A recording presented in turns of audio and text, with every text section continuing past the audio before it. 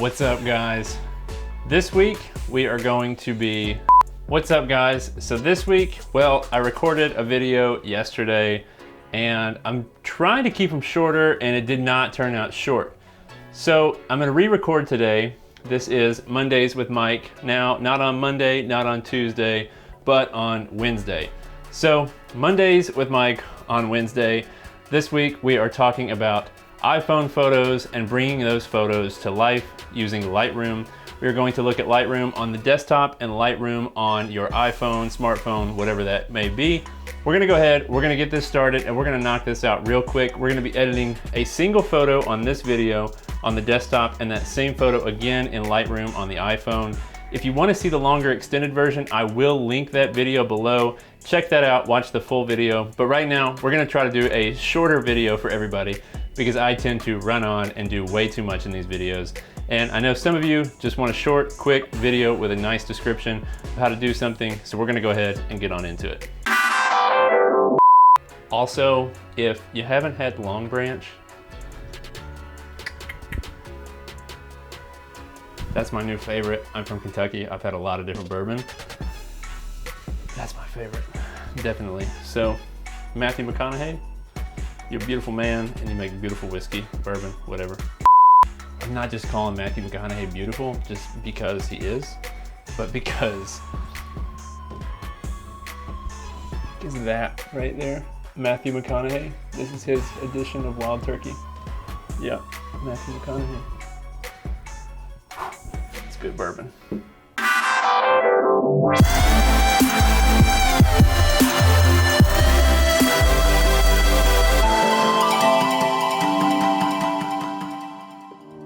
All right, so the photo we're gonna look at is this photo here of Kelsey in the timber with this tree kind of around her, giving a nice foreground element. So I'm gonna go ahead and show you a before, and again, after, before, after.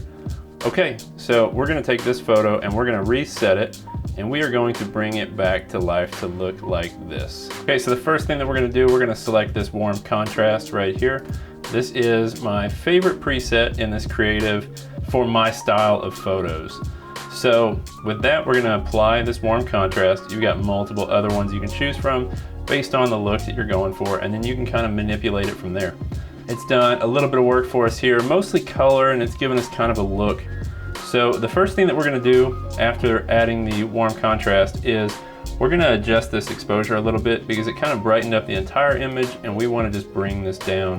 So we're gonna adjust that exposure. Next thing I wanna do is I want to come down to our vibrance and saturation. I'm gonna go ahead and just bump these up just a little bit. Once you do that, then we'll come on down here to our curves and we're just gonna drop a point here for the shadows and the highlights, and we're just gonna give this a very subtle S-curve. So the next thing that we're gonna do is we're gonna come down here to our HSL tabs, and if you haven't, select all right here, and this is gonna show you hue, saturation, and luminance. And we're gonna be using these to kind of fix her jacket color and her skin tones, because if you notice where we use this warm contrast, it changed the colors a little bit. So before, you know, her skin tones look nice and her jacket's purple, but when you add the filter, her jacket turns blue and her face has kind of got a pink, rosy look to it, and we want her skin tones looking good and the jacket looking nice. So we're gonna come over here to the hue and we're just gonna manipulate these a little bit to just fix her jacket and her skin tones. So for our reds, we're gonna pull this a little bit away from the red, bring that down a little bit here. And then oranges, we're just gonna push up just a touch. Yellow, we're gonna move this more toward the orange a little bit. Then we're gonna adjust the greens, and this is gonna kind of pop these greens in here. Then as we move to this aqua and blue, this is really gonna start to change the color of the jacket back to where it belongs. Now you notice it's coming back to that purple look here. Again, we'll come down here to the purple, play with this a little bit, and the magenta. Now our colors are looking pretty good before and after. So her jacket's looking pretty natural. It's just got a little more contrast, a little bit darker, but we're gonna fix that here in just a second. So the next thing, we're gonna come on down here to our noise reduction. I just wanna add a little bit of noise reduction to this while we're here. Bump this up a little bit. We don't wanna go too far because we don't want her looking silky smooth. Then we're just gonna check this remove chromatic aberration and enable profile correction. and that's just gonna kind of fix the lens that was used on the iPhone, make this look more natural. And from here, we're gonna go back up and we're gonna select this tool here, the radial filter. Select that. And what we're gonna do is we're just gonna take this and we're just gonna kind of draw a mask right here around Kelsey. And then you want to click this invert button.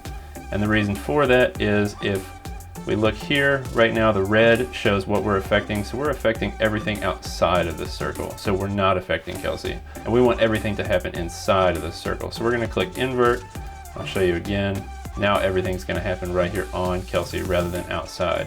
So we're just gonna adjust our exposure a little bit and kind of brighten her up. Then we'll adjust the shadows a touch, before and after. So we've kind of livened her up, brought her back to life here, and really use that radial filter to make her pop and make her really the true center of the image here. So next things next, I'm gonna take this radial filter and select it again, and I'm just gonna put a little one right here around her face. We're gonna bump the exposure a little bit here on her face, not too much. I didn't do that on the original edit, but I like that there. So this to me is looking pretty good the way it is. I think this is good to go, and I want to move on now and look at the iPhone and do these same edits in the iPhone. Okay, so we just finished up the photo edit in the desktop version of Lightroom, and I think it turned out great. I love how you can take a good looking photo from an iPhone and really turn it into something great by just bringing it into Lightroom and making a few little adjustments. And now, to me, that photo looks entirely different than it did before. And that is 100% in a good way. And I'm gonna go ahead and show you how to do that exact same edit on the Lightroom app on your iPhone. Okay, so we've got Lightroom open here. We've got this same photo. First thing that I wanna do is come down here to the bottom and select profiles. I'm gonna select, out of all these, I like to select the artistic, and we're gonna use the artistic 5. This resembles what we were using earlier pretty closely. So the next thing we're gonna do is we'll come over here to light. I'm just gonna bring this exposure down again like we did last time. And we'll come, give this a little bit more contrast. And we can play with the curves a little bit here too if we want. Set some points. Just give it a little bit more contrast there. Next thing we'll do is we'll come over here to color. I'm just gonna bump that vibrance and saturation like we did on the desktop version. Okay, so now we're kind of bringing this image to life again. There's before and after. And next thing I wanna do, come down here to the bottom left-hand corner and hit selective. Then up here in the top left corner, you're gonna hit this blue plus button. Then select the center one, which is the radial filter. And we're just gonna draw that filter out again here. Just drag with your thumb. And we'll place that right here around Kelsey. And then from there, we'll come back down here to the bottom left. We'll select light. And we're just gonna adjust that exposure like we did last time. Bring that exposure up. And we'll come down here to shadows and bump that as well. So we really highlighted Kelsey, made her pop in the middle of this image. Next thing we'll do, we'll select the check mark. And then I'm gonna hit selective again, hit the plus. We're gonna add one more. And we're just gonna do it right here around her face like we did on the other edit. And again, we're just gonna very subtly adjust that exposure just a little bit. And I'm gonna also just give this a slight bit of clarity here, ever so slightly. And we'll go to detail, scroll down to noise reduction. We're just gonna bump that noise reduction a little bit and hit optics. And again, we're gonna click that remove chromatic aberration and enable lens correction. And from there, you're done. Now you can just save your photo and you're good to go.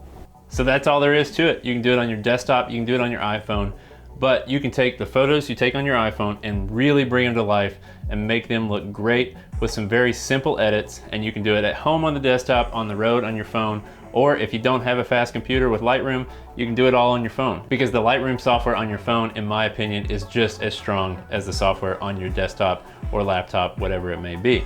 But let's go ahead. I'm gonna show you these pictures. I've got them both on the iPhone. I'm gonna show you the photo we did on the desktop version and on the iPhone version right here on my iPhone.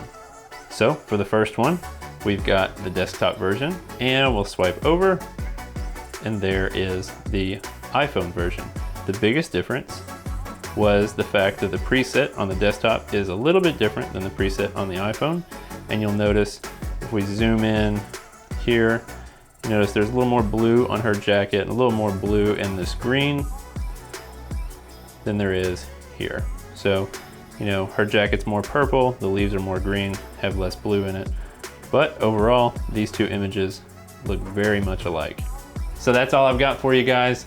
If you like this video, please give it a thumbs up. And if you haven't already, hit that subscribe button. And again, if you want to see a longer version where we go more in depth on some of these other photos, go ahead and click the link in the description below to the longer version. And I will also make sure that is posted right here. But until next week, guys, keep shooting, keep editing, keep having fun, and we will see you in the next one.